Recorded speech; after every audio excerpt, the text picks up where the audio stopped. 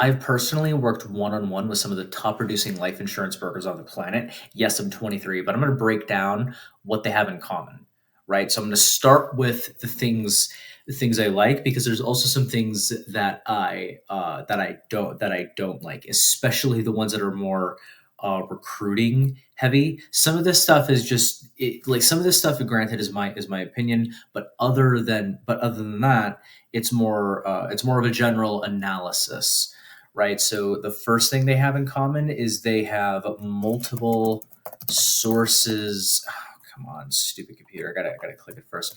Multiple sources of customers, right? So this would be, say, their what's it? So we can just sort of like list them, right? Obviously, if they're working with me directly, they have my ad they have my ads, but that's just kind of a cheap cop out or whatever for this list. So I'm gonna say that the first so I'm gonna go with some stuff where they have before they meet me, right? First one's referrals, hands down. It's the second most reliable method of getting customers. The first one, obviously, advertising. It's I put X amount of dollars in, I get 7 to 11 X dollars or more out. Basically, that's marketing, right? The right, but with referrals, it's I do a good job for someone. I ask that person that I just did a good job for, hey, can do you know anyone just like you that I can also do a good job for? They'll usually say yes, right? There's also strategic partners. So for your industry, there's like estate planning attorneys, CPAs, and a bunch of other stuff. Point is, things that IULs, whole life, and annuity policies are really good at. Or and for like real estate agents, if you're more of a term insurance guy, you could like real estate agents are a really good partner, both on the recruiting side of things, if you can get them as a recruit, because you basically just give them because you basically, if they don't want to be recruited under you, then you can just kind of go, hey, listen, I can, you know, I can give you something in return if you do something for me, right? So that being said, it's a really good like mortgage protection like frame. I personally don't really do much mortgage protection. I did it a couple of times, but at that point I was just like, I'd rather focus on the more higher, higher intent, stuff, the more cash value, the more advanced products is what I like to market personally. But say you're a term insurance guy, right? Just people who deal with property, right? Well, that qualifies under referrals and as well. But the point is, you can have multiple different referral partners to be able to get that, right. Another free method of getting customers is just outreach, right? In the United States, with business, especially with business to business, there's not a lot of marketing laws, because if there were a lot that could affect it, it actually negatively impact them being able to acquire customers, right? A business more or less has to answer the phone, pretty much. So you can go outreach on social media, right? I think of my across my entire career, every single business that I've started, I was able to get my first 10 customers just with social media outreach. It's a really good way to test like product market fit and a bunch of other that nerd stuff. But for you, you can just sort of, it's free, right? Why not? And like while you're at it, right, email marketing. If you have it, like there's a better way of doing email marketing than the way I'm about to describe, right? But if you have a Gmail account, you can find local businesses and put some kind of free lead magnet or whatever in exchange for an appointment, and have a 3-line email and send 10 emails a week, right? Obviously, these guys have a lot more in common than that. But this is just basically like, here's calls, right, right, etc. Right. This just ways of getting their information that's free, but like, yeah, it's cold. Like, you can go on Google Maps pick a niche, pick an industry, and then like pick a state, and then just start making calls. Pretty much it's free. But the point that when it comes to this particular video is if they're doing outreach, which let's be honest, they're really not. And given the age of your industry, nobody's really doing a lot of social media like DMs, except for people in like Primerica, but that's for like recruiting, not trying to get like policies or whatever, right? Right, referrals, outreach and stuff like that. But more importantly, if they're doing outreach, they probably have hired people to do outreach on their behalf, pretty much, right? And that's if they're doing outreach. I've seen multiple seven-figure producers that operate just operate purely on referrals alone, but like while on the subject, right? It's not like soliciting or anything like that, or harassment or anything like that, right? But ads. Right, and then the second thing too is like they do their own marketing, or they hire third party sources like me to do their marketing. Right, there are a lot of lead vendors out there that do kind of take advantage of it, and they'll sell the same list to a bunch of people to essentially take advantage of the fact that not everybody has that skill set. But if you find someone who say works on performance, right, who's willing to help you out with that, people in that are typically seven-figure producers actively seek that. Pretty much. Other things that they have in there's other things that they have in common aside from just being able to get customers. But this other thing they have in common is they don't call themselves life agents.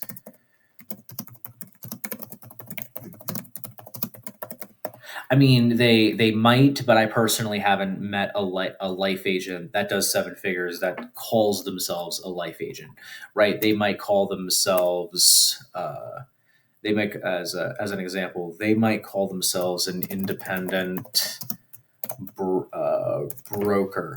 They might call themselves a licensed financial professional. They might call themselves a.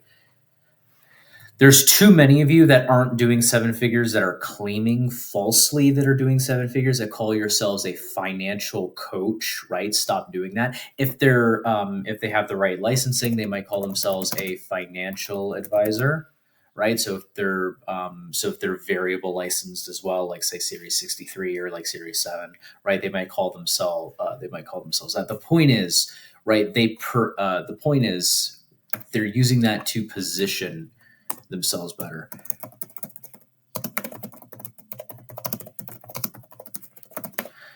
They position themselves more seriously because they do kind of take themselves more seriously, because to be fair, they are at that echelons of of that, right?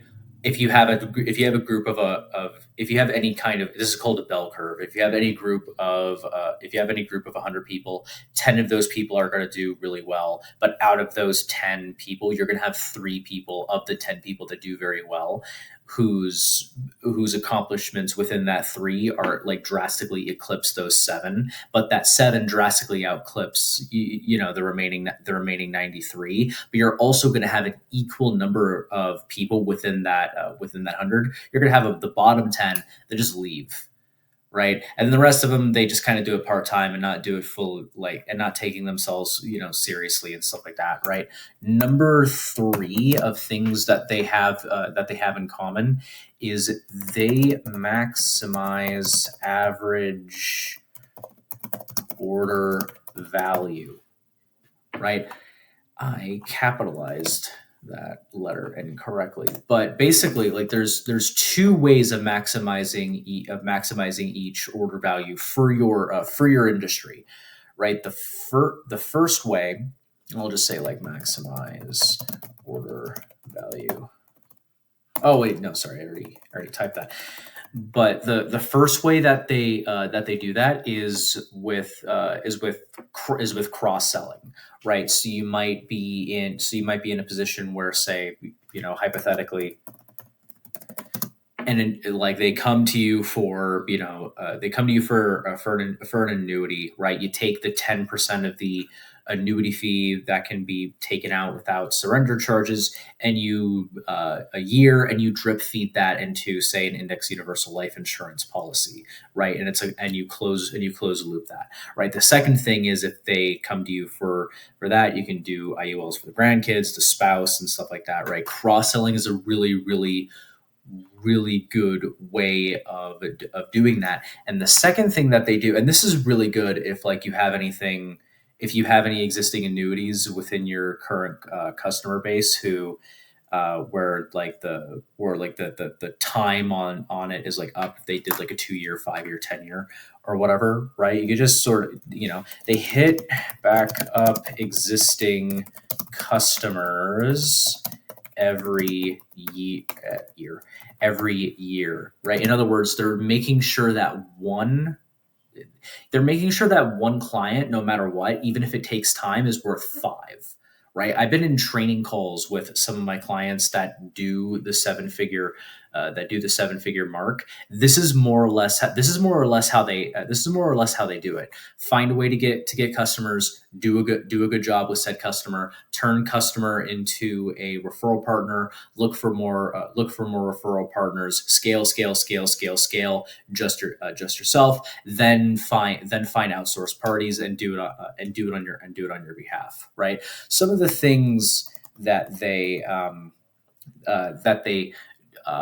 just to kind of end this, some of the things that a lot of you guys are gambling addicts, actually, and your lives would be a lot better if you would if you would stop doing that, right? But that's just kind of here nor there. There's other stuff that like that other people would do if they were making videos like this, where they were talking about like mindset and stuff like that. But you already know that. But yeah, so if you're at 100% commission or higher with life insurance, at 7% or higher with annuities, and you're looking to, say, get to that multi seven figure mark by either building a downline or increasing your production, I got a link for that. But if not, if you're, say, below 100% commission on life insurance and 7% for annuities, I do have a different opportunity for you, where it's more like in a 15-minute convo, I give you everything you need in order to help you succeed and to get to that level in like one conversation. And then this way, if I happen to have a slot open, you already know, like, and trust me. Basically, those links will be in the description, as well as a link to my many blogs on my website with very similar tips, tricks, and discussions, just like this. And yeah, have a good one, and like subscribe or whatever. Yeah.